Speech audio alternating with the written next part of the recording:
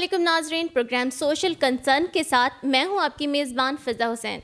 नाजरीन, कैंसर एक बहुत ही मोहलिक मर्ज़ है। इसकी तशख़ीस कैसे मुमकिन है? वक्त से पहले हम कैसे जान सकते हैं कि क्या हमें कैंसर होने वाला है या नहीं, और इसकी क्या क्या वजूहात हैं, और आजकल जो कैंसर बहुत तेज़ी से फैल रहा है इसकी क्या वजूहात हैं, किस स्टेज तक कैंसर का इलाज मुमकिन है। इन तमाम चीज़ों पर बात करने के लिए आज हमारे साथ हमारे मेहमान मौजूद हैं। डॉक्टर राना अतीक अनवर साहब, जो कि एसोसिएट प्रोफेसर हैं और head of department Nishtar cancer centre और निश्तर मेडिकल यूनिवर्सिटी के हेड हैं। अस्सलाम वालेकुम। वालेकुम सलाम। कैसे हैं आप? मैं ठीक ठाक। कैंसर का डॉक्टर बनना, स्पेशलिस्ट बनने का ख्याल कैसे आया आपको? कोई ख़ास रीज़न नहीं थी, लेकिन जब मैं डॉक्टर बना और मैं ये डिसाइड करने जा रहा था कि मैंने किस स्पेशलिटी में आगे स्पेशलाइजेशन करनी है, तो मैंने देखा कि कैंसर की फील्ड में बहुत कम लोग हैं, और कम लोग होने की वजह से, कम स्पेशलिस्ट लोग होने की वजह से पेशेंट्स को वो केयर नहीं मिल पा रही थी। तो मैंने डिसाइड किया कि मैं ऐसी फील्ड में जाऊं जहां डॉक्टर्स कम हैं, ताकि उन पेशेंट्स की केयर करने के लिए भी डॉक्टर्स ज़्यादा होने चाहिए। तो इसलिए फिर मैंने कैंसर की फील्ड को ज्वाइन किया। सर, कैंसर कितनी किस्म के होते हैं? कैंसर दो तरह के होते हैं। आम लफ्ज़ों में अगर पब्लिक की हिसाब से देखें तो इनको दो तरह के कैंसर कहा जाता है। एक कैंसर वो जिसको कहते हैं जड़ों वाला कैंसर, और एक बगैर जड़ों वाला होता है। बगैर जड़ों वाला बिनाइन कैंसर, जिसे हम वर्ड यूज़ करते हैं बिनाइन। बिनाइन का मतलब होता है कि वो एक होल के अंदर पड़ा होता है और इसके अंदर बढ़ने की सलाहियत नहीं होती, फैलने की सलाहियत नहीं होती। ये सर्जरी करके, ऑपरेशन करके आराम से निकाला जा सकता है, इसको फर्दर ट्रीटमेंट की ज़रूरत नहीं होती।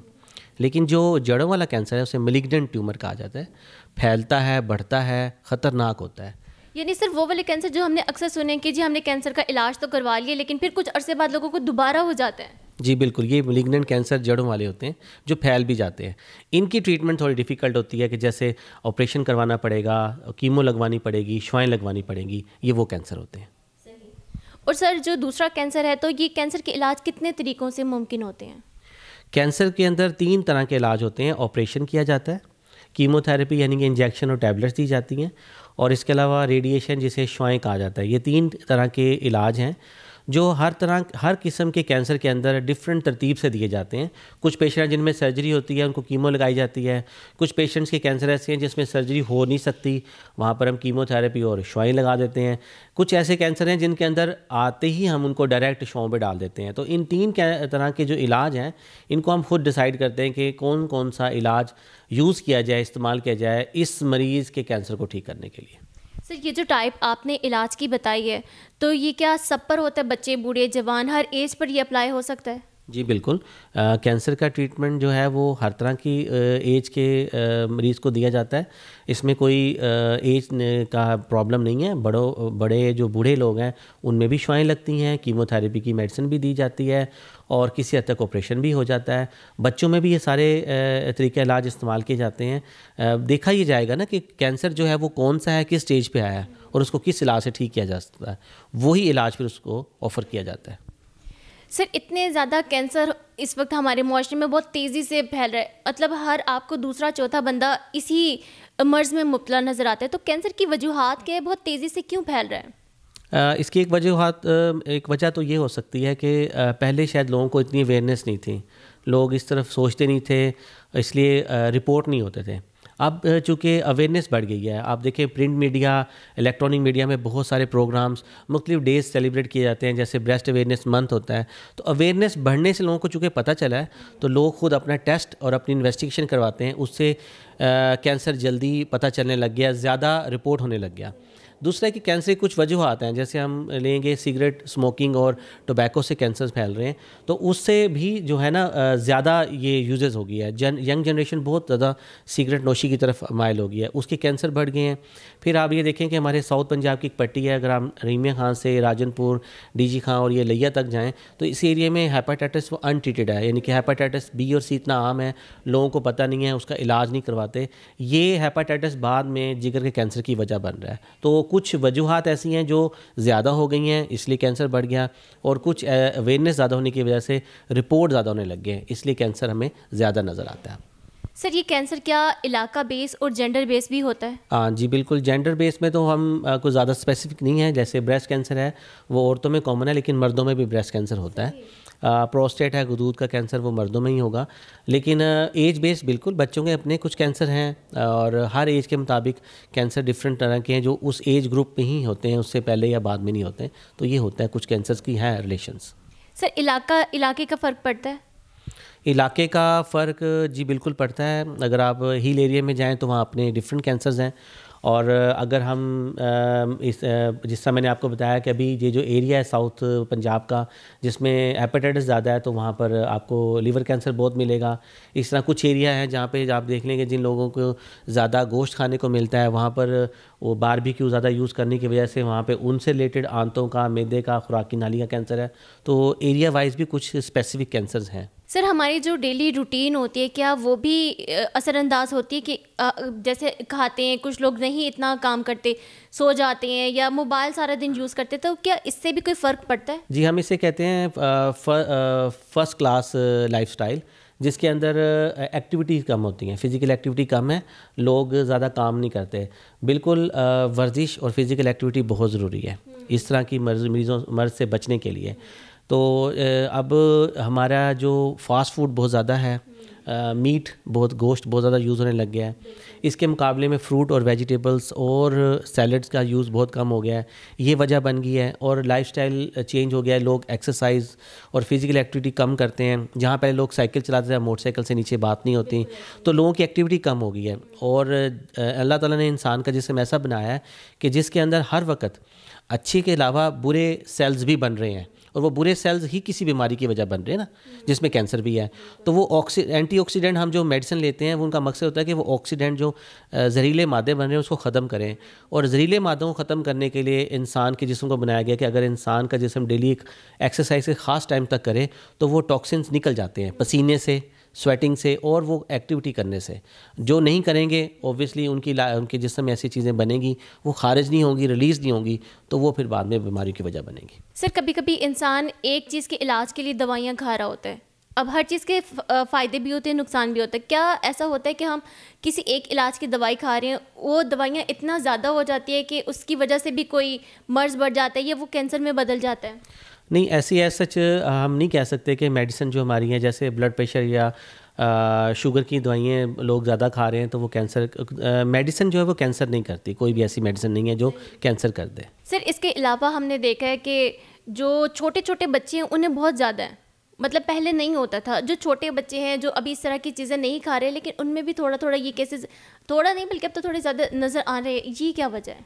कज़न मैरिजेस, फैमिली के अंदर शादियाँ, आपके फैमिली के अंदर कोई ऐसी जेनेटिक म्यूटेशन तब्दीली आ चुकी है जो कि आगे चल के कैंसर की वजह बन सकती है। जब आप कज़न मैरिजेस करना शुरू कर देंगे, बार बार कज़न मैरिज, कज़न, वो जीन जो है ना वो प्रोमिनेंट होना चाहिए, डोमिनेंट होना शुरू हो जाएगा। फिर वो एक ख़ास जनरेशन में जाके हर बच्चे में आपको कैंसर मिलेगा। तो इसलिए कज़न मैरिजेस रोका जाता है। जैसे थैलेसीमिया आप देख लें, हम काउंसलिंग ही ये करते हैं कि आप कज़न मैरिजेस बंद कर दें, फैमिली से बाहर शादी करें ताकि ये जीन सप्रेस हो जाए, रुक जाए। ऐसे कैंसर में भी बच्चों में आमतौर पे यूजुअली, सारे कैंसर नहीं, कुछ कैंसर ऐसे हैं जो जीन्स के साथ रिलेटेड हैं, और अगर हम उनकी जब हिस्ट्री लेते हैं तो हमें पता चलता है कि वो वाकई फैमिली मैरिजेस ज़्यादा इतनी हैं कि वो डिज़ीज़ जो है ना उनके अंदर इतनी कॉमन हो गई है कि हर दूसरी जनरेशन में वो शिफ्ट हो रही है। और सर क्या ऐसा होता है कि अगर हम कोई इलाज करवा रहे हैं किसी भी मर्ज़ का, तो उसके इलाज के तरीके से कोई कैंसर फैल सकता है? क्योंकि हमने निश्तर का सुना था अभी कुछ दिन पहले के डायलिसिस की वजह से जी कैंसर के केसेस बहुत तेज़ी से बढ़ गए। इसकी क्या हकीकत है? जी बिल्कुल, हमें सबसे बड़ा क्वेश्चन जो सुनने को मिलता है मरीज़ से और मरीज़ के लवाहिकीन से, मैं आज आपको बड़ा क्लियर बताना चाहूँगा इसमें कि डॉक्टर साहब हमारे मरीज़ को कीमो लग रही है, शवाएँ लग रही हैं, हम इसके साथ बैठ के खाना खा सकते हैं, बच्चे हमारे इस मरीज़ के साथ बैठ सकते हैं, हम अपने मरीज़ के साथ सो सकते हैं, हम एक कमरे में रह सकते हैं। ये बड़े कॉमन से क्वेश्चन है, मिथ है ना कि इसको शवाएँ लग रही हैं, इसके साथ नहीं बैठना, इसकी प्लेट में हमने नहीं खाना। हम आज आपको बिल्कुल साफ लफ्ज़ों में बताना चाहते हैं कि कैंसर एक छूत की बीमारी नहीं है। कैंसर इस तरह नहीं फैल सकता, इवन कि कैंसर आलूदा सिरिंज से भी नहीं फैल सकता। ये कोई इन्फेक्शन नहीं है। कैंसर बनने के लिए एक प्रोसेस चाहिए बॉडी के अंदर। तो आप अपने मरीज़ के साथ एक ही प्लेट में खाना खा सकते हैं, आप अपने मरीज़ के साथ एक ही कमरे में सो सकते हैं।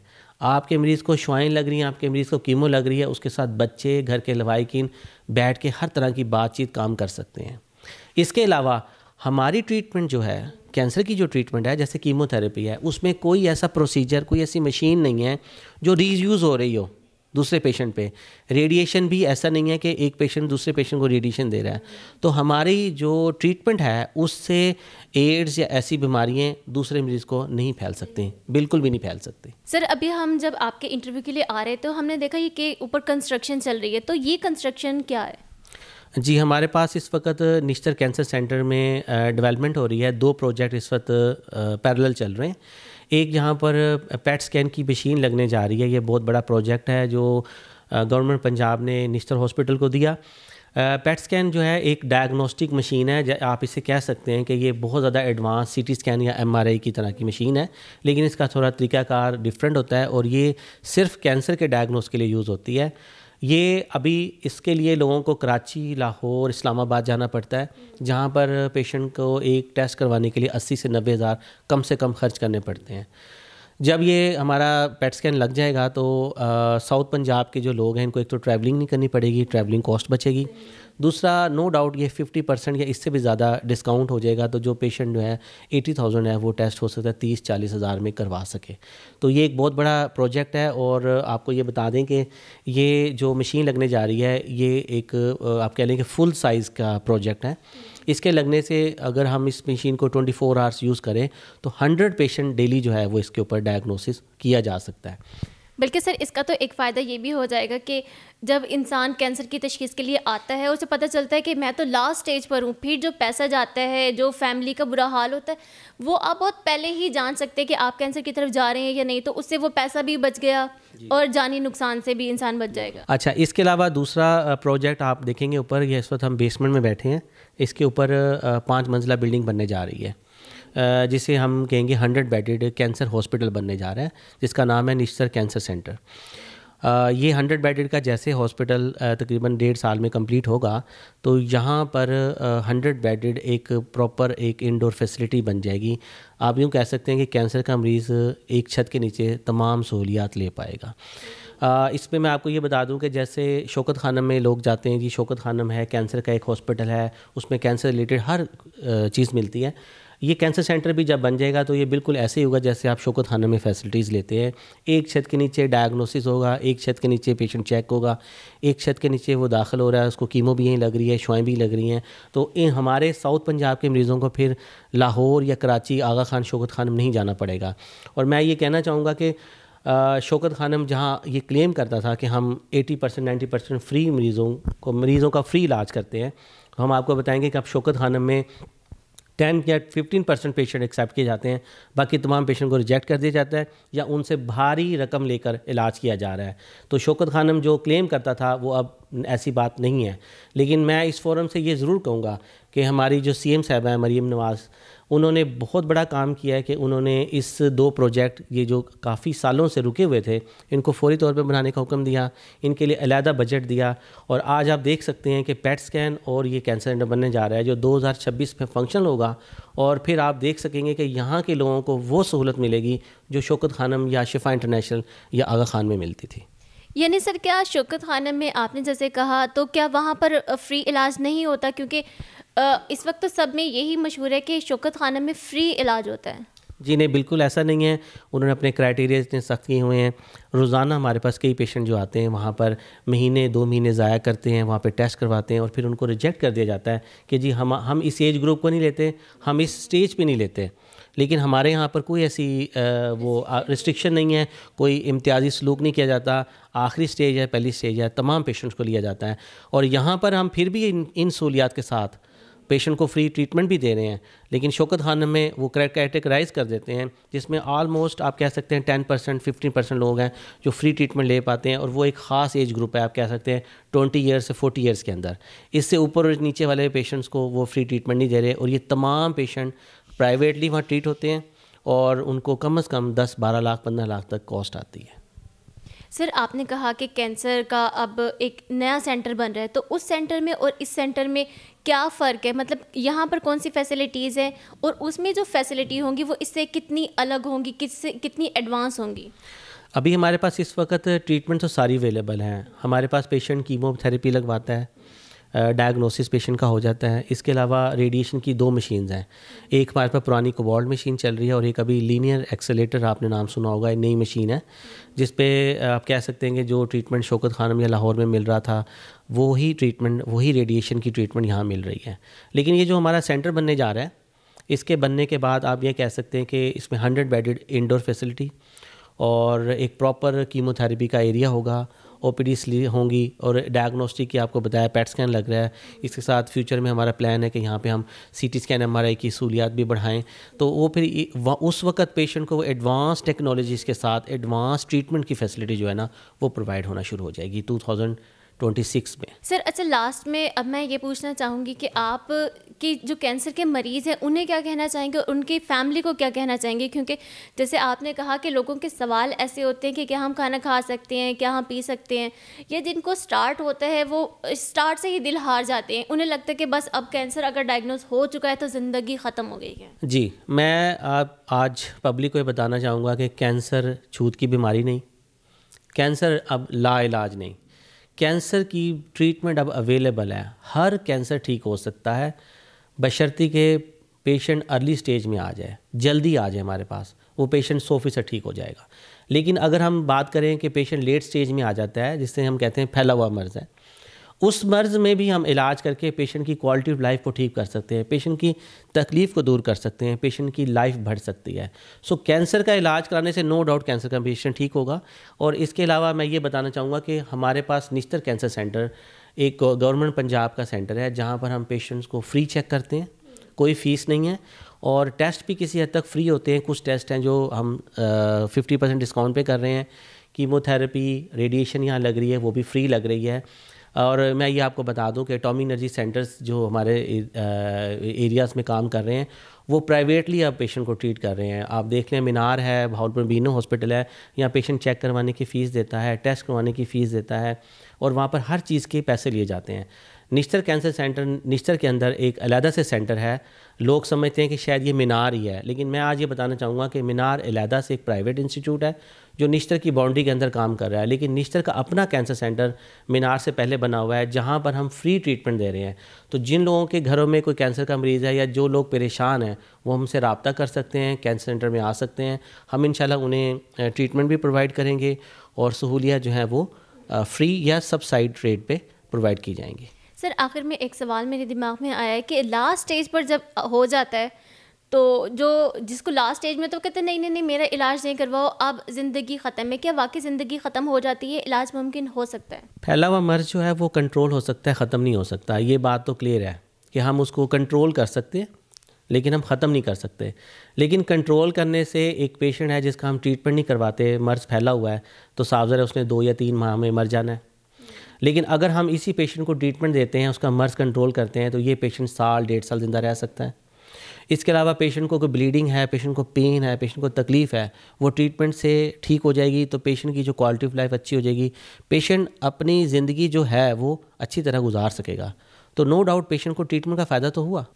सर बहुत बहुत शुक्रिया हमारे नाज़रीन को बताया कि बेशक कैंसर एक मोहलिक मर्ज़ है लेकिन ये लाइलाज नहीं है। कैंसर के किस तरीके से इलाज मुमकिन है, कितने तरीके हैं, ये सब आपने जाना इस प्रोग्राम में। उम्मीद करती हूँ आपको आज का प्रोग्राम पसंद आया होगा। अपनी होस्ट फ़िज़ा हुसैन को इजाज़त दें। अल्लाह हाफ़िज़।